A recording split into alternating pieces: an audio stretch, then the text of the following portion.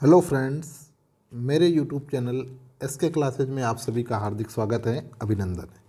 साथियों, जो मैंने 10 क्वेश्चन की जो सीरीज शुरू की थी, उस सीरीज का जो है ये आज सीरीज 3 है। 10 क्वेश्चन की जो राजस्थान जीके के जो 10 क्वेश्चन अपन डेली पढ़ते हैं, पहले मैं मेरे चैनल पर अपलोड करता हूँ।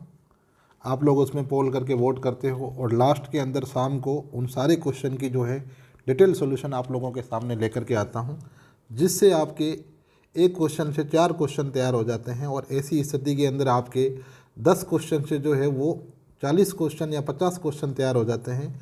एक दिन के अंदर 40 क्वेश्चन, 30 दिनों के अंदर कितने देख लो, 1200 क्वेश्चन, और 5 महीनों के अंदर 6000 क्वेश्चन। मतलब ऐसे क्वेश्चन हैं ये 6000 जो आपके एग्ज़ाम के अंदर पूछे गए हैं या आने वाले एग्ज़ाम के हिसाब से बहुत इंपॉर्टेंट है। तो आप लोगों के लिए सबसे पहले तो ये महत्वपूर्ण सूचना जो तैयारी कर रहे हैं सभी एस्पायरेंट्स के लिए, स्पेशली RS प्री 2023 और RPSC assistant professor third grade paper third, और साथ में जो साथी रीट की तैयारी कर रहे हैं और सेकंड ग्रेड का जो साथी अगली बार सेकंड ग्रेड देंगे, उस सेकंड ग्रेड का जो फर्स्ट पेपर है, उस फर्स्ट पेपर के अंदर राजस्थान का जो पोर्शन है 120 नंबर का है, ठीक है ना। उसमें भी ये काम आएगा। राज SI के अंदर जो है ये सारी चीज़ें, Rajasthan SI, Rajasthan police constable, others जो भी एग्जाम है राजस्थान से रिलेटेड जहाँ क्वेश्चन पूछे जाते हैं, उनके लिए यह सीरीज बहुत इंपॉर्टेंट है। चलो, कल मैंने 9 क्वेश्चन गलती से कर दिए थे पोस्ट, इसलिए आज 11 क्वेश्चन है। अब बात करते हैं अपन पहला क्वेश्चन की। पहला जो क्वेश्चन है वो आपका है, निम्नलिखित धार्मिक स्थलों में से कौन सा युग्म जो है सही सुमेलित है। मतलब जो धार्मिक स्थल जो हैं इसके अंदर कौन सा युग्म जो है वो सही सुमेलित है, ठीक है। तो ये थोड़ा क्वेश्चन इसके अंदर जो है वो ये आना था इसके अंदर कि सही सुमेलित नहीं है, सही सुमेलित नहीं है, ये क्वेश्चन ऐसे था, ठीक है। हो जाता है टेक्निकली मिस्टेक। तो देखो, ये जो धार्मिक स्थल हैं इनके अंदर जो, जैसे ये घोसुंडी है, घोसुंडी बिल्कुल चित्तौड़गढ़ के अंदर है, और ये पहली जो शताब्दी है, घोसुंडी चित्तौड़गढ़ जो है, ये घोसुंडी क्या धार्मिक स्थल है, चित्तौड़गढ़ के अंदर है। ये पहली शताब्दी के जो है यहाँ पर मतलब भागवत धर्म जो है, भागवत धर्म के क्या मिलते हैं, उल्लेख मिलते हैं, ठीक है ना। तो इसका जो है ये आपको वैष्णव धर्म से संबंधित आपको ध्यान रखना है। वैष्णव धर्म जो है उसके उल्लेख मिलते हैं, और ये प्रथम शताब्दी का शिलालेख है, और ये कहाँ है, चित्तौड़गढ़ के अंदर। ये जो घोसुंडी है, ये घोसुंडी RS मेंस के अंदर क्वेश्चन पूछा हुआ है। RS मेंस शायद 2016 के अंदर 2 नंबर का, ठीक है ना। तो घोसुंडी जो है एक क्या है, शिलालेख है, चित्तौड़गढ़ जिले के अंदर है, पहली शताब्दी के अंदर बनाए गए हैं। इसमें वैष्णव धर्म जो है उसका उल्लेख मिलता है, ठीक है। अब बात करते हैं दूसरा ऑप्शन जो है सिवाड़। वैसे ये जो सिवाड़ है इसका पूरा नाम है दुस्मेश्वर, दुस्मेश्वर सिवाड़।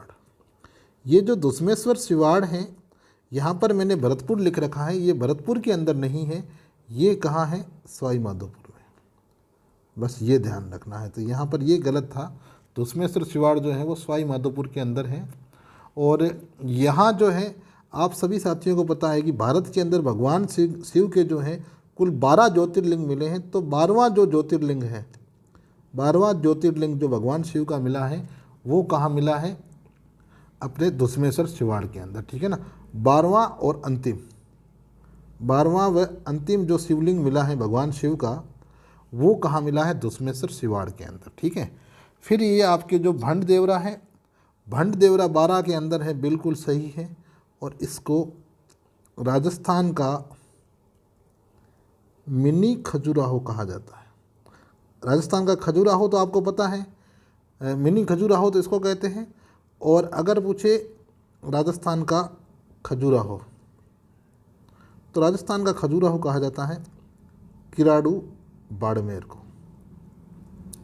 अगर आपको पूछे मेवाड़ का खजुराहो,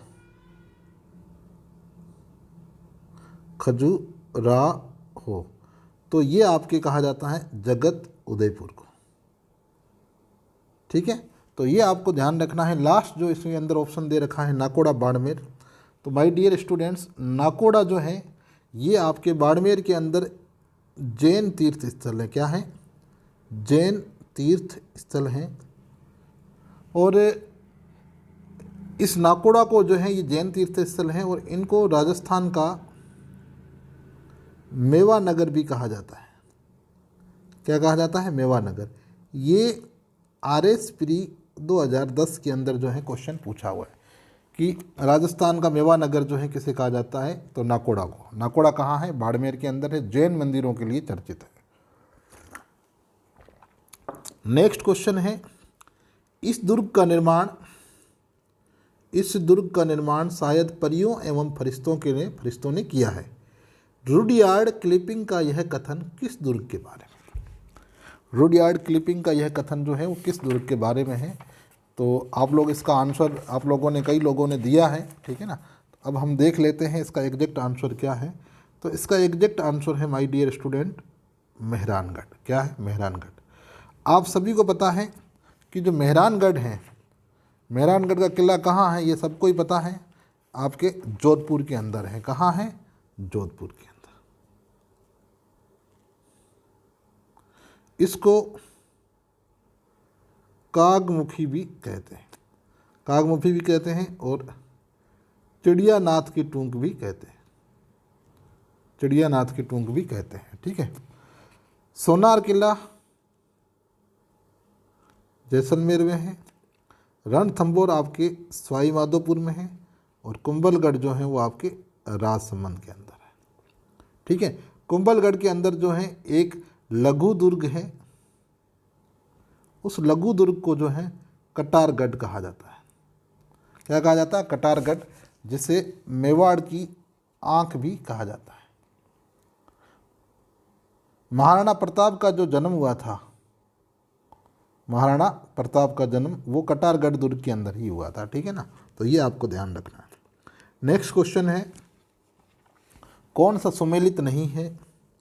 तो सुपारी महल रणथंभौर के अंदर है, ये सुमेलित है बिल्कुल। अबली मीणी का महल कोटा के अंदर है, बिल्कुल सुमेलित है। सावन भादो महल भरतपुर के अंदर है, ये भी सुमेलित है। और जूना महल, आप लोग बताएं जूना महल कहाँ है? कई लोगों ने जवाब दिया है, बहुत अच्छी बात है। जूना महल आपके उदयपुर में नहीं है, ये कहाँ है? डूंगरपुर के अंदर है, ठीक है। और जूना महल का जो निर्माण है वो करवाया था वीर सिंह ने 12वीं सदी के अंदर, ठीक है ना। मतलब इसके बारे में एक कोटेशंस जो है वो पूछा गया है, मैं आप लोगों को बता देता हूँ, लिख नहीं पाऊँगा, जगह छोटी है। कि इसके बारे में कहा गया है कि यह एक ऐसा महल है जिसकी मजबूत बाहरी दीवारों पर व्यस्त बुर्ज व गुंबद, खुली छतें, मोखे सहित पहरा देती हुई चौकियाँ, बाहरी परकोटे में तीरंदाजी के लिए झिरियाँ जिसमें सैनिकों के गिर जाने का प्रतिकार किया जा सकता है, ठीक है ना। तो ये आपको ध्यान रखना है। और ये भित्ति चित्रों के लिए और शीशों के कार्यों के लिए भी फेमस है। लेकिन अगर आप इतना भी याद रख लोगे कि जूना महल कहाँ है, डूंगरपुर के अंदर है, तो भी आपका काम जो है काफ़ी हद तक जो है आपका काम आसानी से हो जाएगा, ठीक है ना। तो ये आपके हो गया। अबला मेणी का जो है मैंने आपको बता दिया कोटा, इसको राजस्थान का दूसरा ताजमहल कहा जाता है, ये आप लोगों को ध्यान रखना है। सुपारी महल का हो गया। सावन भादो महल जो है वो आपके भरतपुर के अंदर है। अब यहाँ से जो है एक जो कन्फ्यूजन क्वेश्चन आता है, देखो एक दो तीन चीज़ें मैं आप लोगों को क्लियर कर देता हूँ कि जो सावन भादो महल तो भाई साहब कहाँ है? महल तो है भरतपुर के अंदर। सावन भादो महल कहाँ है? भरतपुर के अंदर है। और अगर पूछे सावन भादो झील, क्या पूछे? सावन भादो झील पूछे, तो सावन भादो जो झील है ये आपके अचलगढ़ सिरोही के अंदर, अचलगढ़ सिरोही के अंदर है। और अगर आपको पूछे सावन भादो नहर, तो सावन भादो नहर जो है ये आपके कोटा के अंदर है, ठीक है ना। तो सावन भादो के नाम से महल भरतपुर में, झील आपके अचलगढ़ में, और नहर कहाँ है? कोटा के अंदर। ये आपको ध्यान रखना है। अब जो है अगला क्वेश्चन, राजस्थान के लोक नृत्य का कौन सा युग्म सम्मिलित नहीं। ये लोक नृत्य वाला आज ही मैंने आप लोगों को जो है चैप्टर जो है करवाया था। अगर आप लोगों ने वो वीडियो नहीं देखा है तो देख लें। लोक नृत्य के आपके 3 वीडियो आएंगे, 2 वीडियो मैंने अपलोड कर दिए हैं, जिसमें आपके शास्त्रीय लोक नृत्य हो गए हैं और सामान्य जो लोक नृत्य हैं क्षेत्रीय हो गए हैं और जो दूसरे हैं वो भी हो गए हैं। अब आपके लोक नृत्य के अंदर जो केवल आदिवासियों के लोक नृत्य हैं वो रहेंगे। उसके बाद आपका लोक नृत्य का टॉपिक जो है पूरा हो जाएगा और उसमें से कोई भी क्वेश्चन पूछा गया वो आपका गलत नहीं होगा अगर आपने ये तीनों वीडियो देख लिए तो यहाँ पर देखो, नाहर नृत्य बिल्कुल भीलवाड़ा के अंदर है। शेर का मुखौटा पहनकर ये नृत्य किया जाता है। डांग नृत्य नाथद्वारा में है, बिल्कुल सही है। रणबाजा नृत्य मेवात के अंदर है, ये भी सही है। हिंडोला नृत्य डूंगरपुर बांसवाड़ा में नहीं है, यह आपके जैसलमेर के अंदर है और ये आपके होली के अवसर पर किया जाता है। होली के अवसर पर किया जाता है। नेक्स्ट चलते हैं, कौन सा युग्म सम्मिलित नहीं है। आहड़ उदयपुर के अंदर है, बिल्कुल है। बागोर भीलवाड़ा में है, बिल्कुल है। कालीबंगा गंगानगर में नहीं है। कालीबंगा और पीलीबंगा ये दोनों आपके कहाँ हैं, हनुमानगढ़ के अंदर है। ठीक है, तो ये आप लोगों को ध्यान रखना है। गणेश्वर कहाँ है, सीकर के अंदर है, बिल्कुल ये भी सही है। गणेश्वर जो सीकर के अंदर है और कांतली नदी के किनारे हैं। कौन सी नदी के किनारे हैं, कांतली नदी के किनारे हैं और ताम्रयुगीन सभ्यता स्थल है। विश्व की या भारत की सबसे प्राचीन जो ताम्रयुगीन सभ्यता स्थल है वो क्या है, गणेश्वर है। ठीक है ना, तो ये आप लोगों को ध्यान रखना है। माय डियर स्टूडेंट्स, मैं आपको बता दूं कि भारत के जो प्रमुख सभ्यता स्थल हैं उनके ऊपर मैंने वीडियो बना रखा है जो आरएस और कॉलेज लेक्चरर के लिए बहुत ज़्यादा इंपॉर्टेंट है। तो वो प्ले लिस्ट के अंदर आपको मिल जाएगा। अगर अभी तक आपने उस वीडियो को नहीं देखा है तो वो ज़रूर देखें, फिर आपके ऑब्जेक्टिव क्वेश्चन और सही होंगे। नेक्स्ट चलते हैं, प्रसिद्ध लोक संत जाम्बोजी का जन्म स्थान है। प्रसिद्ध लोक संत जाम्बोजी का जन्म स्थान है, तो मुकाम तो क्या है, उनकी समाधि है और ये बीकानेर के अंदर है। पीपासर नागौर ये इनका जन्म स्थान है। सांथरी के अंदर जो है इन्होंने उपदेश दिए थे। समराथल जो है वो भी इनका एक तीर्थ स्थल अपन कह सकते हैं। लेकिन यहाँ जो मैंने पूछा है वो आपको पूछा है प्रसिद्ध लोक संत जाम्बोजी का जन्म स्थान, तो जन्म स्थान कहाँ है, पीपासर नागौर के अंदर है। जाम्बोजी जो है इनके द्वारा जो है विष्णुई धर्म चलाया गया था और विष्णुई धर्म के जो अनुयायी होते हैं वो 29 नियमों का पालन करते हैं। कौन कितने नियमों का पालन करते हैं, 29 नियमों का पालन करते हैं। तो ये आपको ध्यान रखना है। नेक्स्ट जो क्वेश्चन है वो है, कौन सा युग्म सम्मिलित नहीं है। तो ये दुर्ग के संबंध में है। जूनागढ़ दुर्ग बिल्कुल बीकानेर के अंदर है और ये राय सिंह द्वारा बनाया गया था। किसके द्वारा बनाया गया था, राय सिंह के द्वारा। नाहरगढ़ दुर्ग जो है वो आपके जयपुर के अंदर है और ये माधो सिंह द्वारा बनाया गया था। बाला का किला जो है वो धौलपुर में नहीं है, ये आपके अलवर के अंदर है। कहाँ है, अलवर के अंदर। तो यहाँ पर इसमें ये सम्मिलित नहीं था। मेहरानगढ़ जोधपुर में है, बिल्कुल राव जोधा के द्वारा। तो ये आपको ध्यान रखना है। साकरखा मांगनियार का संबंध किस वाद्य यंत्र से है। ये अभी जो हाल ही के अंदर जो केट का एग्ज़ाम हुआ था उसमें भी पूछा गया है। तो माय डियर स्टूडेंट्स, साकरखा मांगनियार का संबंध जो है वो है कामायचा से। किससे है, कामायचा से है। ठीक है ना। और भपंग जो है, भपंग मतलब आपने एक नाम सुना होगा, जहूर खां मेवाती। जहूर खां मेवाती जो है उनका संबंध कौन से वाद्य यंत्र से है, भपंग से है। ठीक है ना। और सारंगी के बारे में आप लोगों ने सुना होगा, सुल्तान खान। सुल्तान खान जो हैं वो प्रमुख सारंगी वादक है। और पखावज के बारे में आपने वैसे अलाउद्दीन का सुना होगा, और भी जो एक दो, पुरुषोत्तम दास, ये पखावज वादक हैं। ठीक है ना। और बाकी अपन वाद्य यंत्र में इन चीज़ों के बारे में पढ़ेंगे वाद्य यंत्र के अंदर जब पढ़ेंगे। वैसे मैं आप लोगों को बता दूं, कमाचा जो है ये आपके तंत्र श्रेणी का वाद्य यंत्र है। तंत्र श्रेणी का वाद्य यंत्र मतलब इनके अंदर तारे लगी हुई होती है, जब तारों पर चोट की जाती है तभी ध्वनि उत्पन्न होती है। वैसे ही अगर बात करूं सारंगी जो है, सारंगी भी आपके तंत्र श्रेणी का वाद्य यंत्र है। बपंग जो है, बपंग आपके चरम श्रेणी का है, और पखावज भी आपके चरम श्रेणी का है, ठीक है ना। तो ये आपको ध्यान रखना है, ठीक है। नेक्स्ट बढ़ते हैं। गंधर्व बाईसी कलाकारों का समूह किस शासक के दरबार में था? तो गंधर्व बाईसी कलाकारों का समूह जो है वो आपके प्रताप सिंह के दरबार में था। किसके दरबार में? प्रताप सिंह के। अब यहाँ सवाई जय सिंह जो है, ये इन्होंने नक्षत्रों से संबंधित जो है कार्य करवाया था, और एक ग्रंथ लिखा था जय सिंह कारिका, और दूसरा था जीज मोहम्मद शाही। ये RS के अंदर पूछा हुआ है। जीज मोहम्मद शाही, ये दोनों ग्रंथ जो हैं जय सिंह के हैं। सवाई जय सिंह जो हैं जयपुर के संस्थापक रहे हैं। 17 नवंबर 1727 को इन्होंने जयपुर की जो है स्थापना की थी। तो ये आपको इसके अंदर, और सवाई जय सिंह के द्वारा जो है 5 वेधशालाओं का निर्माण भी करवाया गया है, ठीक है ना, जिसमें आपके जयपुर की है, दिल्ली है, मथुरा है, उज्जैन है और वाराणसी है। तो ये आपको ध्यान रखना है। प्रताप सिंह का जो है ये गंधर्व बाईसी जो है प्रताप सिंह के दरबार में है। तो ये आपको 22 कलाकारों का, ये क्या है, 22 कलाकारों का क्या है, एक समूह है, प्रताप सिंह के दरबार में रहता था।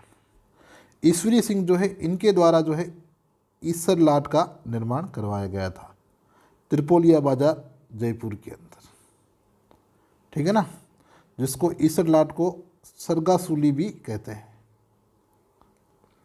नेक्स्ट क्वेश्चन है, कौन सा ग्रंथ महाराणा कुंभा द्वारा रचित नहीं है?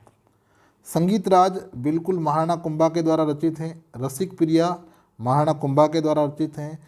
कामराज रतिसार भी महाराणा कुंभा के द्वारा रचित हैं। लेकिन श्रृंगार हार ये महाराणा कुंभा के द्वारा रचित नहीं है, ये राणा हमीर के द्वारा रचित है। किसके द्वारा है? राणा हमीर के द्वारा। कुंभा के ग्रंथों के अंदर एक आप और याद रखना, सूड प्रबंध, ये तो है ही है। संगीत राज, रसिक प्रिया जो है ये आपके गीत गोविंद पर क्या है, एक टीका है।